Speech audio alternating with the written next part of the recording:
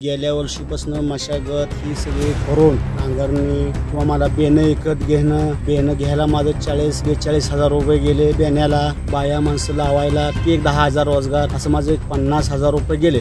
2-3 दिवसात आमच्या नदीला पूर आल्यानंतर की बाबा ह्यांनी तलाठी असेल, भाऊसाहेब असेल किंवा अधिकारी कोणी असतील त्यांनी आम्हाला माहिती दिली नाही किंवा काय दिली नाही. अचानक पाणी आलं, ऊस पूर्ण बुजलाय आमचा. तर आम्ही आता कसं करायचं ही आमची विनंती, आमची नुकसान भरपाई ह्यांनी द्याव, मान्यता करावं आम्हाला. माझं नाव दादा ज्ञानदेवकरे, राहणार वडवळ. की बाबा मी गेल्या वर्षीपासून मशागत ही सगळी करून नांगरणी, बैलाची आपल्या पाळे, सरी, दोरी, रोजगार गडी लावणं किंवा मला बेनं विकत घेणं, बेनं घ्यायला माझं 40-42 हजार रुपये गेले बेण्याला. त्यातून माझा रोजगार उसाला गेला, गडी बाया माणसं लावायला ते एक 10,000 रोजगार, असं माझं एक 50,000 रुपये गेले. 50,000 गेल्यानंतर परत मला खत हाय, पाणी आहे, परत पाणीपट्टी भरत होतो मी. पाणीपट्टी भरत असताना मी उसाला माझा खर्च केला, ते माझं 60-70 हजार खताला पैसे गेलं. माझं खताला पैसे गेल्यानंतर आता सध्या माझ्या 2-3 दिवसात नदीला पूर आला. आमच्या नदीला पूर आल्यानंतर की बाबा ह्यांनी तलाठी असेल, भाऊसाहेब असेल किंवा गावातली कोणी लोक असतील किंवा अधिकारी कोणी असतील त्यांनी आम्हाला माहिती दिली नाही किंवा काय दिली नाही. अचानक पाणी आलं. अचानक पाणी आल्यानंतर आता बाबा आमचा ऊस आहे, वाड्या एवढ्या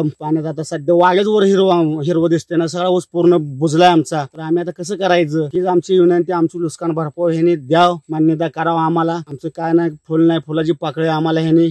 4 एकर ऊस आहे आमचा. किती लाखात नुकसान झालं? आता ही कमीत कमी माझा 1-1.25 लाख रुपये ह्याला खर्च झाला. तर आता माझा जाणारा ऊस होता 200 टन, कमीत कमी माझा 5 ते 6 लाखाचा ऊस होता ह्या वर्षी जाणारा माझा. मी लेकरं बाळा माझी बसू दिली नव्हती. त्याच्यामुळे आता आम्ही करायचं कसं, काय करायचं, परपंच आमचं काय डोकं चाललं अजिबात. म्हणून आम्ही चित्तागती गपची बसलो, काय करायचं, नाईलाज आमचा.